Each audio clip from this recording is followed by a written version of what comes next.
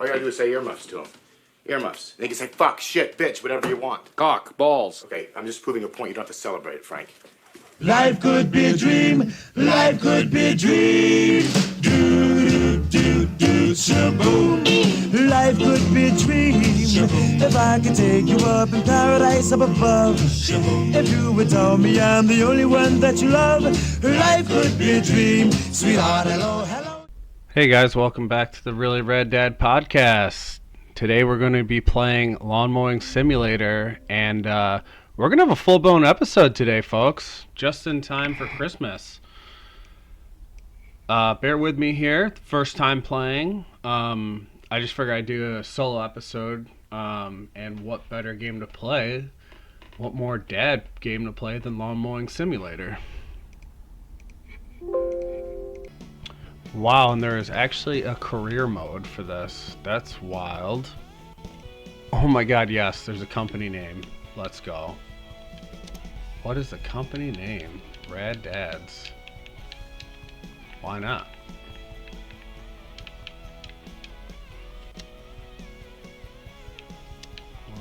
What? Oh, there we go. Okay. Company logo? Oh my god. Can you create one? It's okay. Let's do... Yeah, that one's cool. Edit player. This is wild, dude. Wow. I'm gonna pause and then pick it up when we start.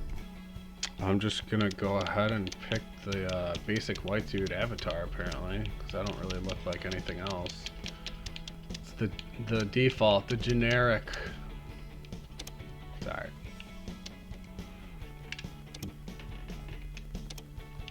Alright, I think we're good. Let's start this company, man.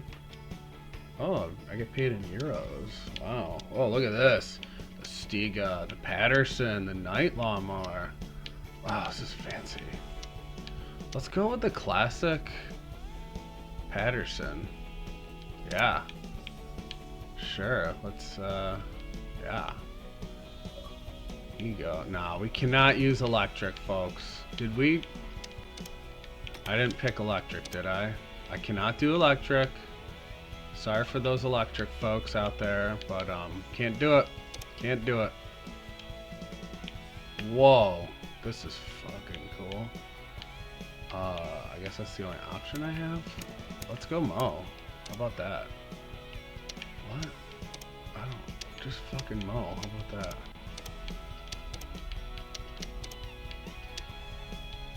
Start. Yeah.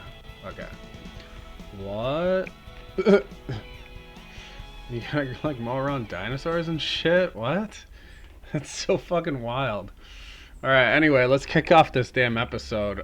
Today we've got some top fives for you for the Christmas, I guess, episode.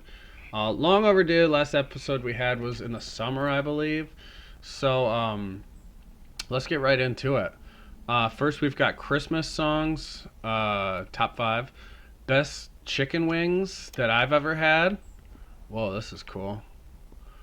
And let's see, top breweries updated for 2023 to 2024.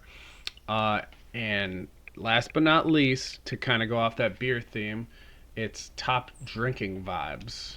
So, hold X to start the vehicle's engine. Whoa.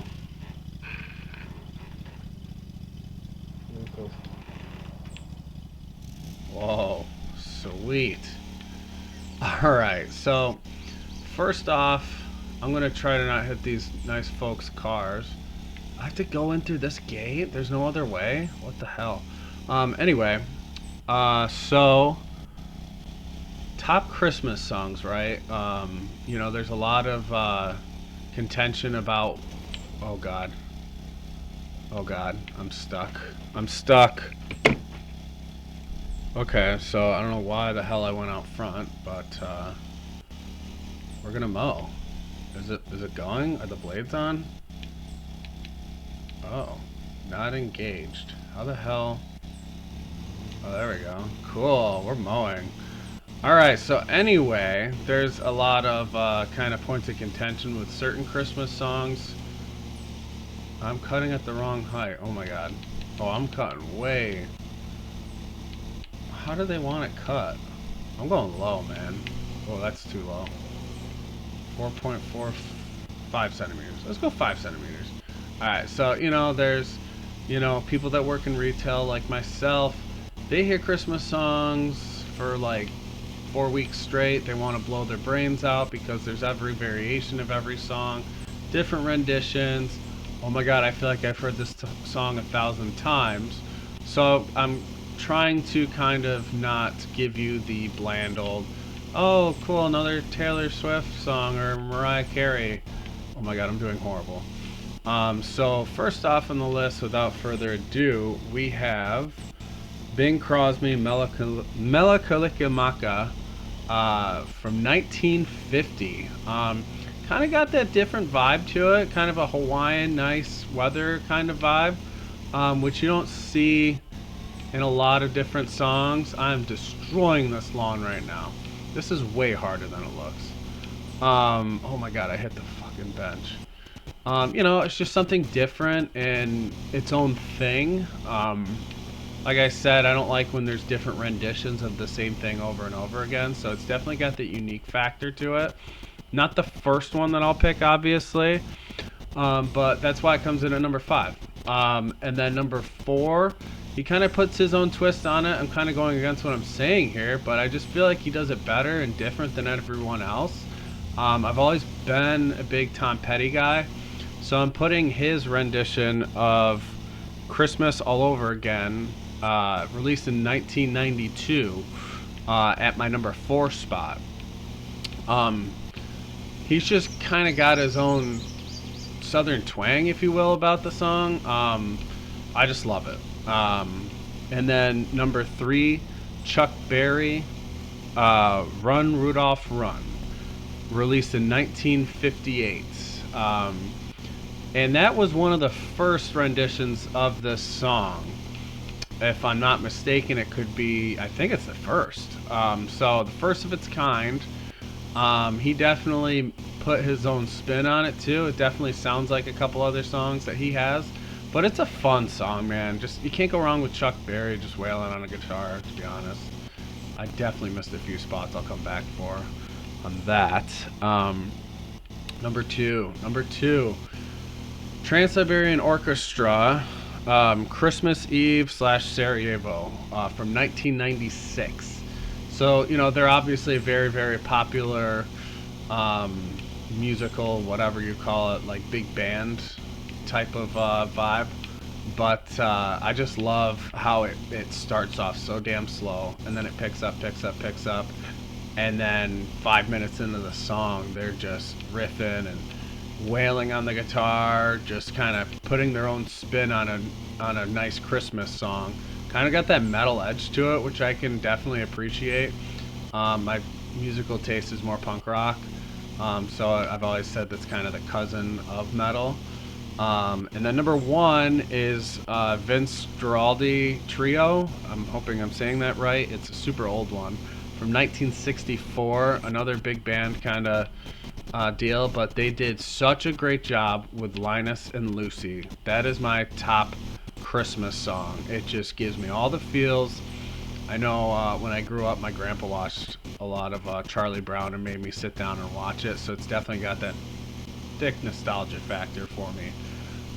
Just the vibes are immaculate with that song. Sometimes in music there doesn't have to be any words. You just got instruments and that's enough. And if they're done really, really well and really, really right, it's not a big deal. That's kind of what this song is. So yeah, that's my top 5 Christmas song playlist. And then next category is best chicken wings I've ever eaten. So now this can, be up for a lot of debate. People have their own wing spots. And I would say that most people don't actually know what good wings are. I'm just going to put that out there because how many times, I could say probably at least a dozen times, where, oh yeah, let's go get wings. They're so good from this and that place, whatever. And then I'm like, these suck. They're soggy, and there's nothing special about them. So I've really kind of made it like, not my mission. I don't want to say that's a little intense, but like finding good chicken wings is so damn hard. And I don't know why, because I live near Rochester, and you would think it'd be easy, but it's really not. Most of the time, I'm overloading my engine. What? So most of the time when I want good wings, I just make them myself, honestly. Do it in the air fryer. You know, there's not the whole batch of oil and shit that you have to worry about. My frame rate's not the greatest right now in this video, but it kind of is what it is at this point. I don't have like a super efficient gaming PC, so whatever. But anyway, I'm going to start my chicken wing list with number 5. Again, wings that I've had. I'm going to start off with kind of a funny one that you wouldn't really expect, especially, you know, like I said, most places don't do it well. Chains especially don't. However, Hooters, when Michael Scott says, you know, what the hell's the line about going there? The boobs and the wings. He's not kidding about the wings. I'm telling you right now, dude, the breaded chicken wings with their special seasoning is elite. Elite wings. I mean, they are so damn good. I've genuinely, like, it sounds like pervy for me to say when I say it out loud and I'm like around other people. But I'm like, I want a Hooters around here. And it's like, oh yeah, you just want to see big boobs. Honestly, I just want the wings. Like, that's, you know, kind of the perk of going there in addition to other things. But yeah, great wings. They have some good food too. I mean, like, I've never been disappointed. We used to go to Myrtle Beach, especially my grandpa would take me. That was weird. Anyway, number 4 for my favorite wings ever, Poorhouse in Penfield, right? And I'm not saying this because I'm sort of near there. I'm really impressed by their wings. Wait time is not ideal sometimes, but they're busy. They're a busy business that does very well, so I can't fault them for that. Their online ordering process can be a little wonky, a little janky, but I also at the same time don't want to throw them under the bus or anything. But they have great wings. Nice crunch to them, which I can always appreciate. My mom is so picky when she goes out sometimes. It's just, I want them extra crispy. I want them crunchy. And like over time I've realized, I'm like, yeah, you kind of have to ask for that at a certain point. They got that nice crisp to it, which is really refreshing. So yeah, great wings, great sauces too. And they do their own blue cheese, which I can always appreciate. Big blue cheese guy. And then number 2, this is from my time living in Elmira, Round and Third Bar and Grill. About the only good thing about living in Elmira I can really recall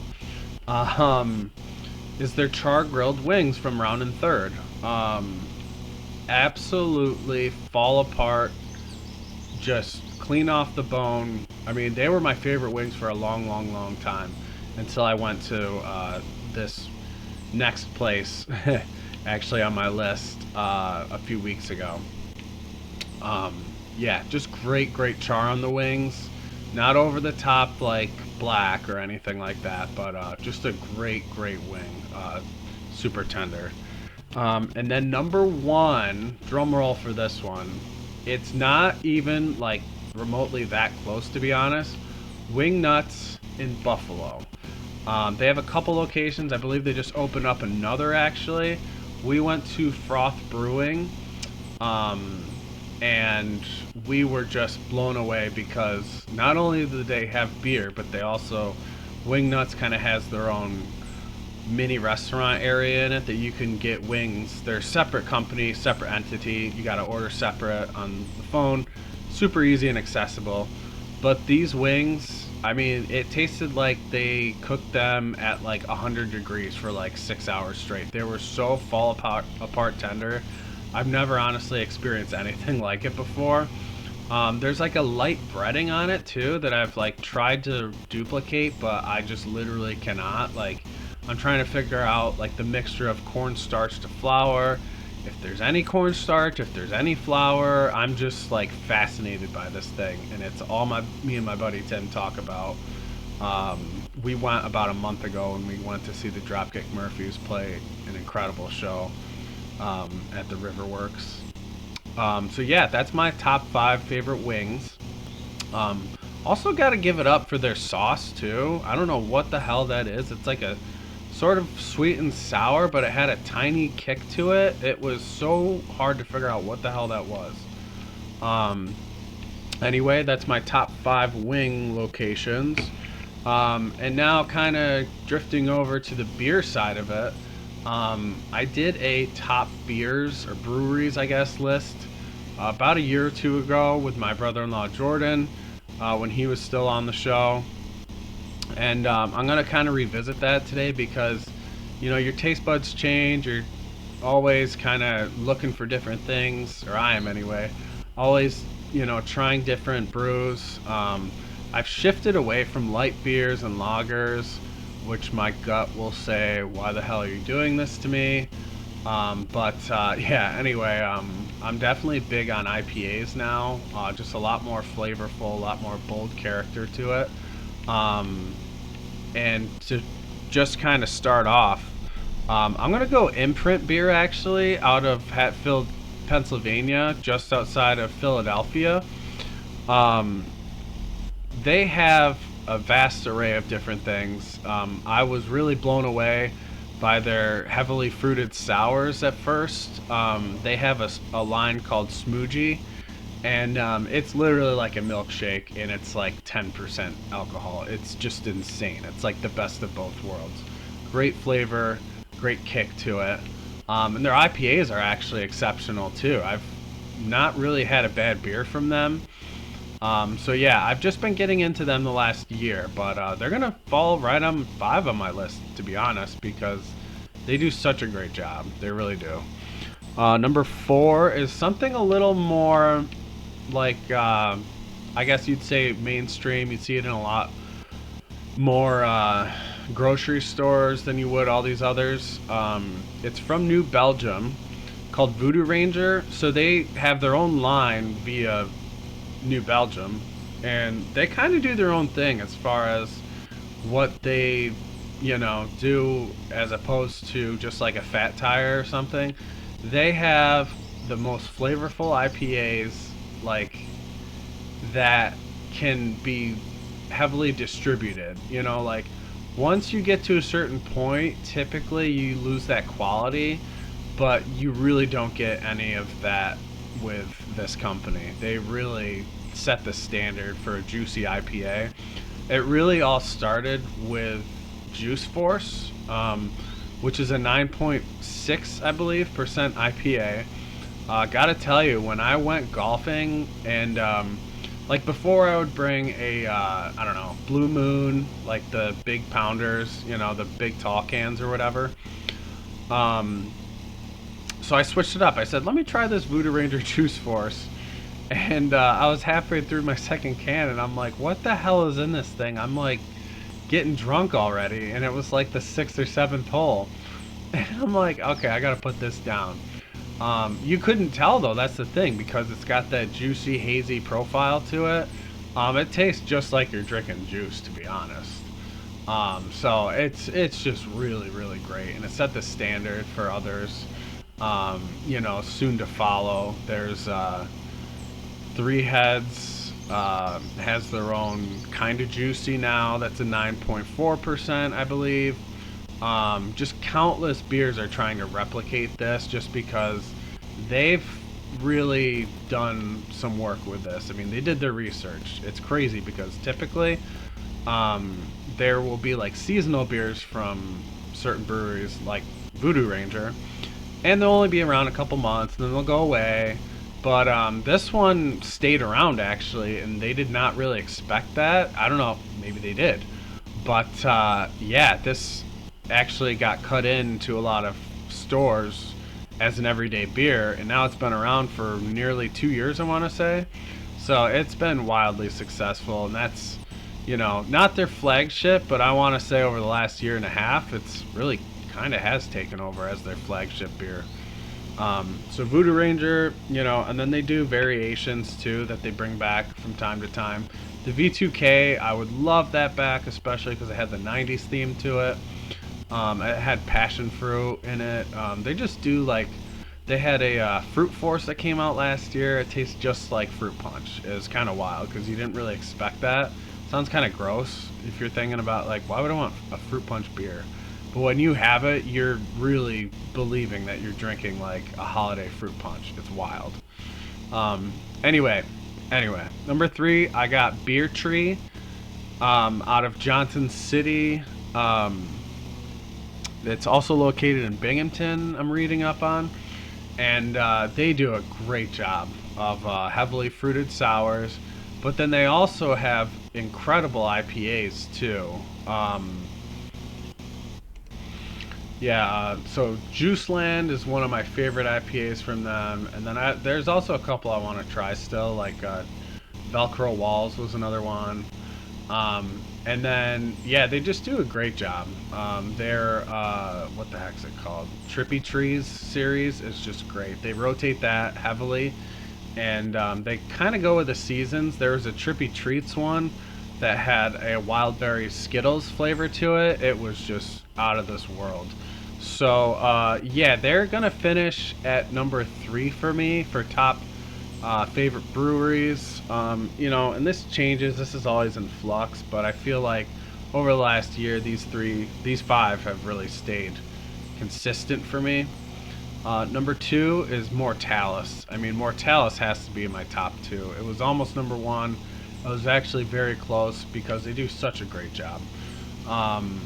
They have just a vast array of different beers, from sours, fruited sours, IPAs, double IPAs, New England IPAs. They got a couple West Coast IPAs as well.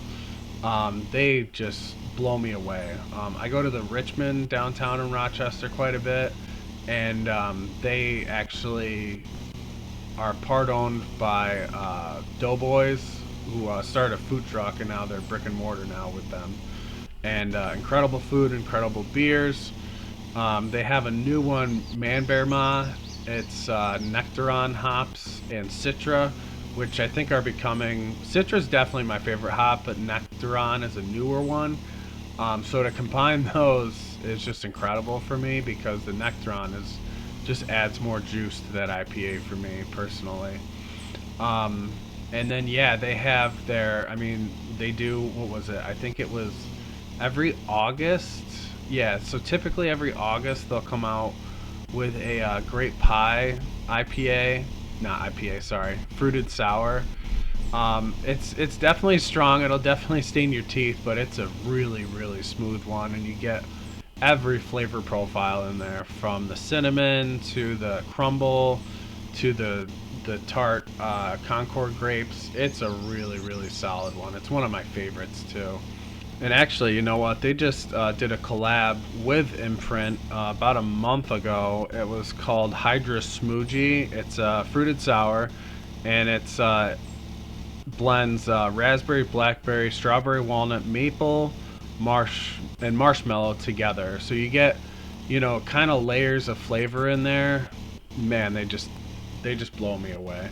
And the number 1 is going to be, I don't want to say a slam dunk for me, but I think, that's going to remain. I believe I had Other Half at 2 or 3 the last time, but Other Half is just tops for me. I mean, they do such a great job.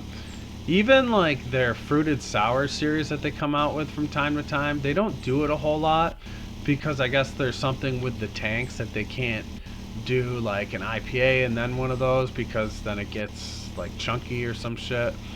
But the Blackberry Cannibal, the Raspberry Cannibal, there's a Cannibal series, and it's basically, they call it that because it's this new one, for example, it's like a blackberry eating a blackberry eating a blackberry. It's just so damn thick that that's just, the right name for it, I guess. But yeah, they do such a great job. They have double Citra Daydreams, double Montuca, all Nectaron. I mean, like every variety of hop, they really teach you about like what kind of hops are good, what kind of flavor profile is going to come from it, and what's going to suit your style too. I feel like by putting out the hop name on their cans, that's doing a great job, because that kind of gets down to the chemistry of it almost, where it's like, oh, okay, I know that I like Citra hops now. I'm going to keep an eye out for that in my upcoming beers.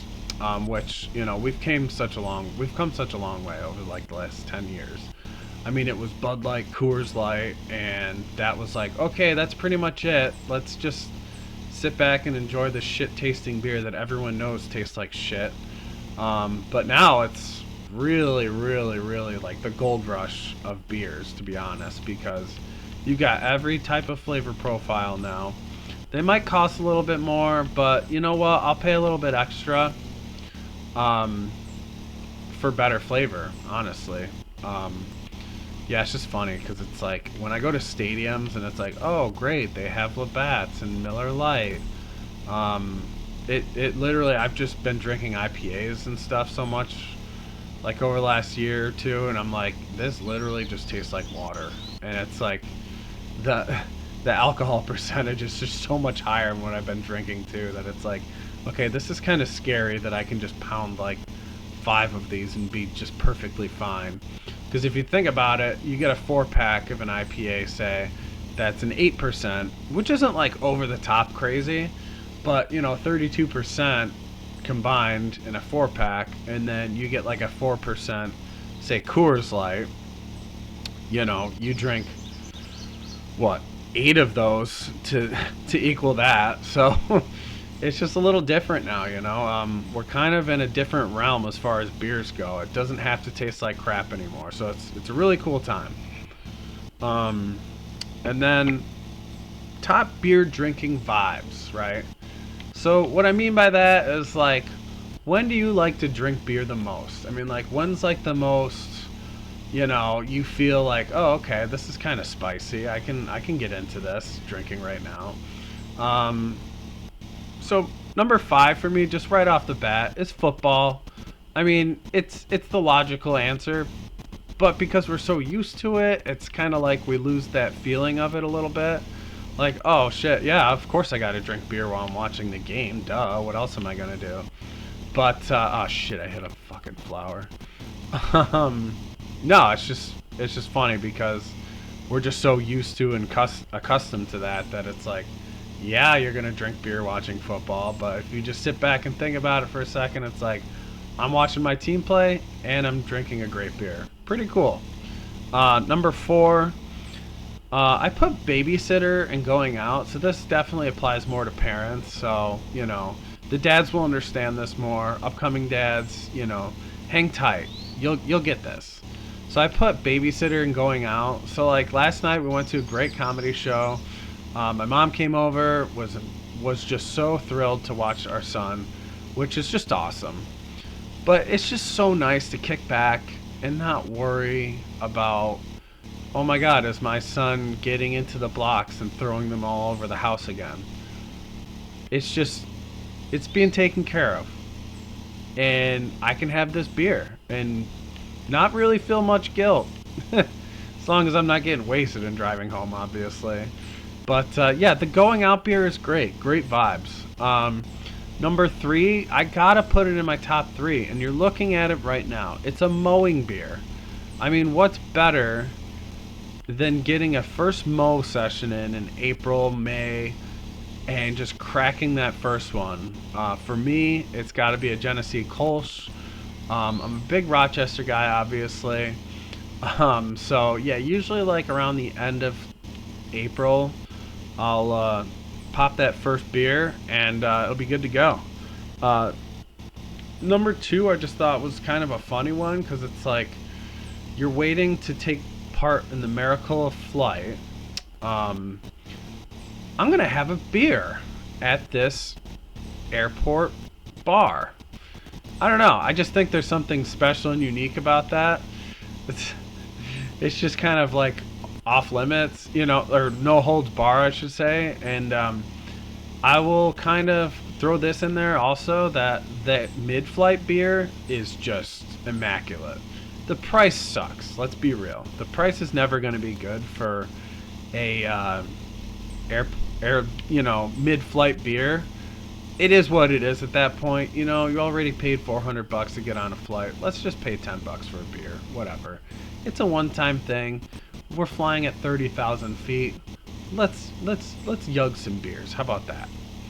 And then number 1 coming in for me is, drumroll, the post-Christmas beer, right? Again, this is for dads and moms. You know, parents definitely can agree to this, but there's so much time and effort put into the damn holidays that it is just nice to be able to kick back, say, okay, all my shopping's done, everyone's opened their gifts, I can sit back, relax, put away the fucking itineraries of, oh, well, we gotta go to your parents this day, and then we gotta go to my parents this day. Oh, well, then we have this celebration, and then New Year's. Just put all that aside and say, you know what? I'm gonna sit back and drink a beer. The kids are playing with their toys. Dinner's served. I got a full belly. I got my presents. She got her presents, or vice versa. I'm gonna just kind of kick back and drink some beer. Not much better feeling than that in my book. So yeah, just being able to kick back and relax at Christmas with a Christmas beer is great. I think I'm gonna run out of gas. So I guess, yeah, that's my top 5 list. So before we run out of gas and don't complete this lawn, yeah, we're just gonna wrap it up, I guess. So yeah, thanks for watching. It's good to get back and do a full-blown episode. Whether it's solo with someone else, it's always good to get an episode in, you know. Kick back, watch this before the holidays. You got a roast in the oven. Check us out, you know. So, alright, thanks guys. Have a good one. Oh shit, you know what? I definitely forgot to use this. Place string trimmer. Alright, let's do it. Let's get a little bonus footage in here. Whoa. That's cool. Pick up grass. I want to cut it. Whoa. Nice. That's cool. Alright. I think I'm about done with this lawn. Thanks, guys.